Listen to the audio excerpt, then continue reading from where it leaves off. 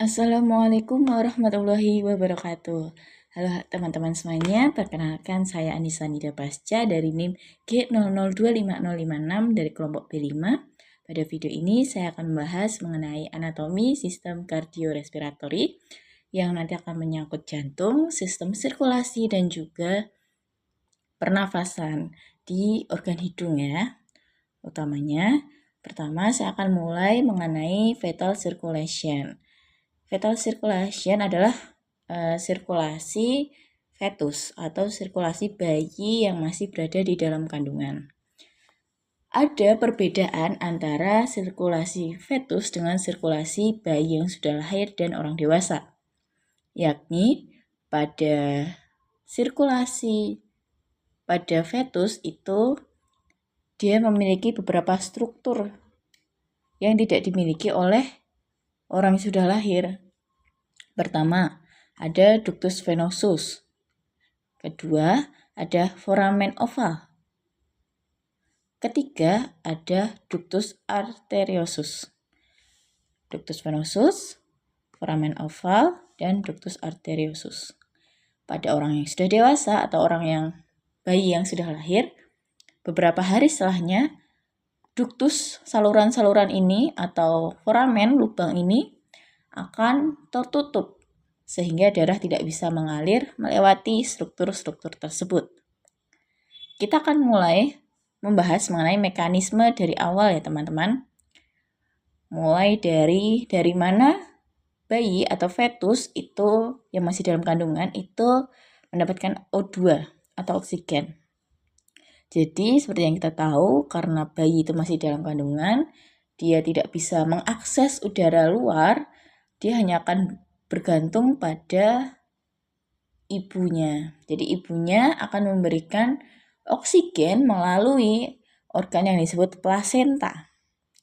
Nah, darah yang mengandung banyak oksigen tadi, yang kayak oksigen, akan masuk melalui vena umbilicalis. Jadi dari plasenta, kemudian masuk ke vena umbilicalis si fetus, si bayi ini, kemudian akan ke yang dinamakan ductus venosus ini. Nah, ini ada struktur yang hanya dimiliki fetus ya teman-teman. Kemudian dia akan lanjut ke inferior vena cava. Inferior vena cava dia akan ke atrium dextrum atau atrium kanan. Nah, di atrium dextrum ini dia punya dua pilihan teman-teman. Bisa langsung ke atrium sinistra melalui foramen oval. Ini foramen oval ya teman-teman di sini. Ini berikutnya adalah atrium sinistra, atau dia masuk ke ventriculus dextra. Nah, ketika dia memilih untuk langsung ke atrium sinistra, nggak mau ribet ya teman-teman. Kenapa nggak mau ribet? Ya, biar udara yang kayak oksigen ini bisa langsung diedarkan ke seluruh tubuh gitu teman-teman. Jadi dia mempersingkat waktu. Dia langsung ke atrium sinister, kemudian dia masuk ke ventriculus sinister ini teman-teman. Kemudian dia ke aorta, lalu ke seluruh tubuh atau systemic circulation. Nah, pilihan kedua dia adalah ke ventricle teman-teman. Kalau dia ke ventricle, pada orang normal nih ya, pada orang yang sudah lahir, itu kan habis dari ventricle dia ke truncus pulmonalis, kemudian ke arteri pulmonalis, lalu ke paru-paru, udara bertukar di sana, lalu kembali ke jantung gitu kan. Tapi pada fetus, paru-parunya ini belum mengembang. Karena dia masih dalam kandungan ya. Jadi belum ada udara yang masuk ke hidung lalu ke paru-paru, sehingga paru-parunya masih mengempis dan berisi cairan. Nah, ini yang menyebabkan tekanannya itu lebih tinggi teman-teman daripada yang isi udara. Kita tahu gitu kan bahwa udara kan tekanannya lebih rendah daripada cairan. Nah, karena tekanannya sangat tinggi di dalam paru-paru ini karena penuh cairan, maka si darah yang mengalir ke truncus pulmo ini daripada melanjutkan ke paru-paru, dia memilih yang tekanannya lebih rendah teman-teman. Dia akan ke aorta, dia langsung ke aorta. Jadi dari truncus pulmonalis langsung ke aorta. Melalui apa? Melalui sebuah saluran yang disebut ductus arteriosus ya. Struktur ketiga yang hanya dimiliki oleh fetus ya teman-teman. Nah, habis itu ke aorta, Ya udah, kemudian ke seluruh tubuh begitu. Dari seluruh tubuh nanti dia bisa ini ke inferior vena cava, kemudian kembali ke jantung, atau ke arteri umbilicalis, kemudian kembali ke plasenta untuk ditukar kembali dengan darah yang kaya oksigen. Begitu teman-teman untuk sirkulasi fetal. Jadi ingat ya, yang perlu diingat adalah 3 struktur yang hanya dimiliki fetal atau fetus adalah ductus venosus, foramen oval, dan ductus arteriosus. Gitu. Nah, misal nih, pada saat bayi itu lahir, kemudian saluran-saluran itu masih ada, harusnya kan saluran-saluran itu menutup. Tapi ada beberapa bayi yang sudah lahir itu saluran-saluran itu nggak menutup, teman-teman. Ini akan mengakibatkan masalah yang disebut penyakit jantung bawaan atau kongenital itu bawaan, teman-teman. Penyakit jantung bawaan. Penyakit jantung bawaan itu diklasifikasi atau dikelompokkan jadi 2. Ada yang cyanotik dan acyanotik. Cyanotik itu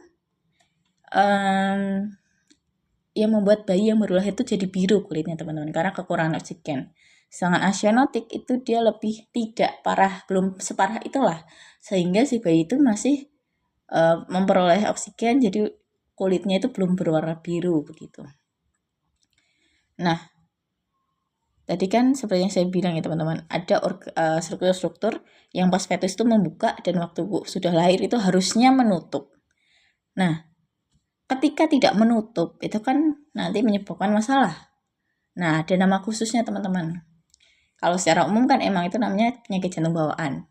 Nah, nama khususnya kalau misal yang tidak tertutup adalah ductus arteriosus, teman-teman, yang antara trunculus pulmonalis dengan aorta ini tadi, ini kan harusnya tadi bisa ya, pas fetus bisa, tapi pas besar, pas sudah lahir tuh harusnya dia menutup, teman-teman, menjadi ligamentum arteriosum.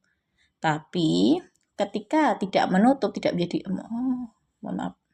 ketika tidak menjadi ligamen, teman-teman, tidak menjadi ligamen, dia akan menjadi masalah yang disebut patent ductus arteriosus. Nah, ini akan jadi masalah ya, teman-teman.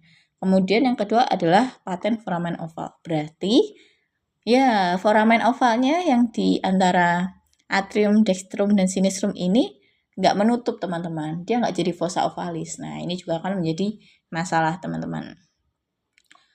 Kemudian kita akan membahas vaskularisasi jantung. Jadi, teman-teman bisa lihat dari sini, vaskularisasi jantung atau ya pembuluh darah arteri yang ada di jantung itu bermula dari aorta ascendens, aorta yang naik ya teman-teman, yang naik sebelum ke arkus. Nah, aorta yang naik dia punya saluran arteri, maksudnya punya arteri ya teman-teman. Ada yang dextra dan ada yang sinistra. Nah, di gambar atas ini saya akan menjelaskan yang dextra, sedangkan yang bawah saya akan menjelaskan yang sinistra. Saya mulai dari yang dextra terlebih dahulu. Jadi mulai dari aorta ascendens, dia akan menuju arteria coronaria dextra. Yang ini ya teman-teman. Dari arteria coronaria dextra ada yang bercabang ke sini teman-teman. Ke ramus nodus sinoatrialis gitu. Atau dia bisa dibilang memvaskularisasi dari nodus SA. Nah, nodus SA itu kan letaknya di perbatasan antara atrium dextrum dengan vena cava superior gitu. Nah, dia akan vaskularisasi SA node di situ. Nah, kemudian kalau ini turun lagi, dia akan memvaskularisasi di sini, teman-teman. Kemudian sampai turun ini dia akan memvaskularisasi bagian tepi kanan, teman-teman. Atau arterinya disebut ramus marginalis dextra. Marginal itu tepi ya, teman-teman. Dan ini ada yang sampai ke belakang, teman-teman. Ini ada yang ke belakang jantungnya. Dia memvaskularisasi sekat dari ventricle kanan dan kiri tapi bagian belakangnya. Nah, ya, itu yang dinamakan dengan ramus interventricularis posterior, cabang dari arteria coronaria dextra gitu teman-teman. Nah, terus yang kiri bagaimana? Nah, yang arteri coronaria sinistra ini sama dari aorta ascendens ya teman-teman. Dia akan bercabang ke depan dan juga ke belakang. Yang ke belakang yang bentuk yang kayak berputar ini namanya ramus circumflexus, teman-teman. Dia ke belakang, kemudian bercabang. Ini yang gambar lebih tipis ini pada warna merah aslinya, dia posisinya di belakang jantung gitu ya. Nah, ini yang di belakang dia akan bercabang menjadi ramus marginalis sinistra. Jadi dia akan memvaskularisasi tepi kiri dari jantung, tapi dari bagian belakang. Kemudian dia akan lanjut, nah ke sini. Dia akan menginervasi interventricularis posterior, tapi dari ramus circumflexus arteria coronaria sinistra.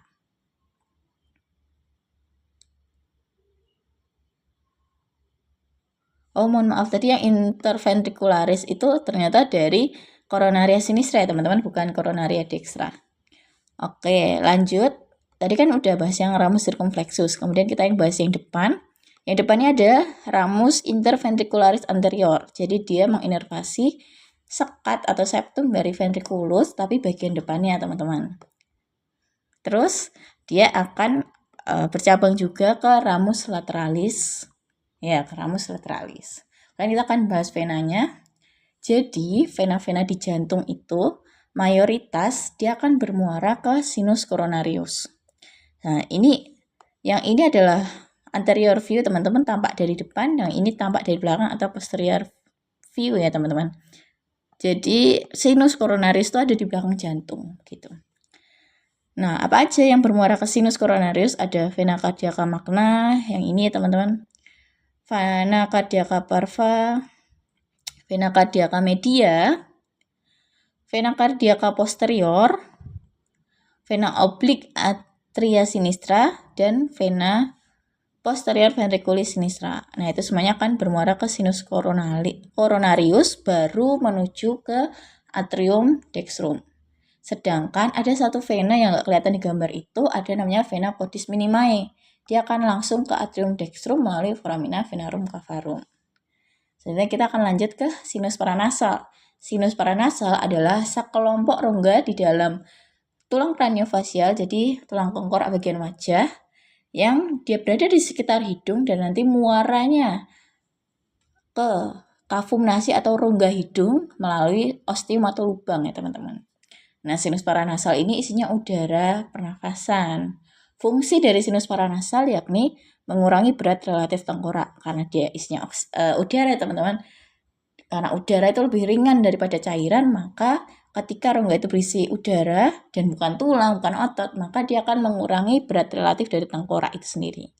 Selain itu, dia meningkatkan resonansi suara sebagai penyangga terhadap trauma wajah, melindungi struktur yang sensitif dari fluktuasi suhu yang cepat di hidung, melembabkan serta menghangatkan udara inspirasi. Ini karena sinus itu juga menghasilkan mukus yang nanti bisa melembabkan dan menghangatkan udara di rongga hidung. Kemudian juga berperan dalam pertahanan tubuh. Nah, sinus paranasal itu ada 4. Yang pertama sinus frontalis, yang warna kuning, kemudian ini sinus ethmoidalis, yang besar ini sinus maxillaris, dan yang di samping ada sinus sphenoidalis. Lanjut kita bahas ke muara dari sinus-sinus tersebut. Jadi, ini kalau hidung masuk teman-teman, ini ada vestibulum nasi paling depan. Nah, kemudian di sini ada dinding dari hidung. Nah, dinding rongga hidung atau di dinding lateral kafum nasi ya teman-teman. Itu tuh ada peninggian gitu teman-teman. Namanya konka. Ada superior konka, konka media, konka inferior. Dan di bawahnya itu ada kayak saluran gitu. Namanya meatus nasi superior, meatus nasi media, meatus nasi inferior. Di mana ini akan menjadi muara dari sinus-sinus yang kita bahas sebelumnya. Pertama, ada namanya recessus sphenoethmoidal. Di sini teman-teman, dia akan menjadi muara dari sinus sphenoidalis yang di sini tadi, sinus sphenoidalis. Kemudian ada meatus nasi inferior yang di sini. Dia adalah muara dari cellulae ethmoidalis posterior atau sinus ethmoidalis yang posterior. Kemudian ada meatus nasi inferior, dia muara dari ductus nasolacrimal. Jadi di sini ya teman-teman, ini ya muaranya. Ductus nasolacrimalis akan mengalirkan air mata dari sacus conjunctivalis oculi.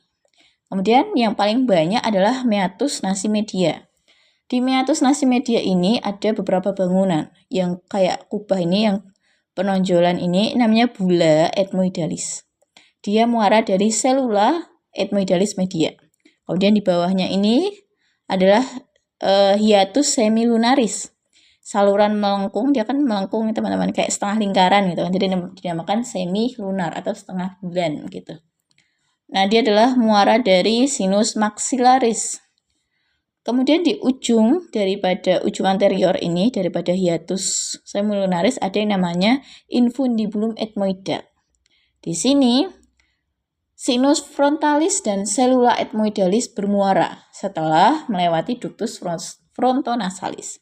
Jadi sinus frontalis dan selula ethmoidalis anterior dia bermuara dulu ke atau melewati ductus frontonasalis dulu, baru bermuara ke infundibulum ethmoidal. Nah, terakhir ada processus uncinatus. Itu adalah batas bawah hiatus semilunaris begitu. Kemudian mengapa sinus maxillaris lebih sering mengalami sinusitis dibandingkan yang lainnya?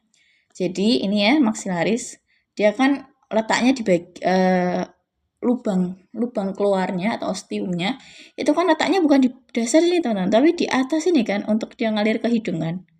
Nah, karena dia lubang keluarnya itu di atas, jadi pas lendirnya itu keluar, dia nggak bisa mengandalkan gravitasi teman-teman.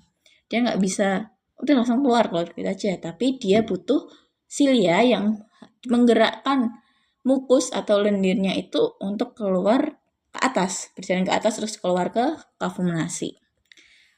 Nah, karena mengandalkan silia, apabila terganggu silianya misalnya saat flu, maka si lendir itu nggak bisa keluar kan, akhirnya nggak bisa ke atas, nggak bisa keluar. Akhirnya menumpuklah di sinus maksila itu dan terjadilah sinusitis. Alasan lainnya, kalau teman-teman lihat di sini kan, si maksila ini lebih dekat dengan gigi ya teman-teman daripada sinus yang lain. Dia itu dekat dengan gigi rahang atas atau gigi molar.